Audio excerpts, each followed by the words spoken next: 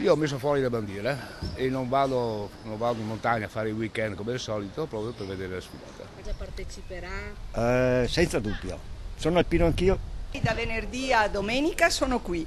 Per me è una cosa proprio sentita, nel senso che è il ricordo di tutto quello che i nostri vecchi hanno dato e mi sembrava giusto ricordare. Significa portare allegria e ricordare anche, no, i tempi purtroppo bui della nostra storia. Tutti quanti abbiamo le bandiere fuori ormai.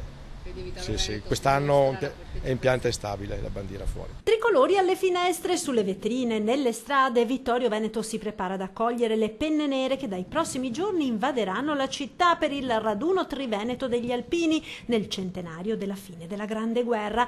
Macchina organizzativa a pieno regime per mettere a frutto 18 mesi di lavoro. Il via ufficiale venerdì alle 10 con la cerimonia dell'alzabandiera in Piazza del Popolo. Poi c'è un programma di 3 giorni molto nutrito che poggia sui valori alpini, sulle tradizioni nostre, quindi cultura, rievocazione, storia, memoria. Per la sfilata di domenica attese 25.000 penne nere, forse addirittura 30.000. Grande attesa soprattutto tra i più piccoli per la presenza dell'ormai mitico Iroso, il mulo con le stellette, icona del reparto Salmerie, ben 39 anni che corrispondono a 118 se rapportati alla vita dell'essere umano. Noi ci stiamo adoperando e lo curiamo al meglio possibile. Noi speriamo che Iroso possa essere qua con noi sabato mattina, giorno 16, per essere un punto di riferimento in quanto appunto è l'icona del binomio mulo-alpino.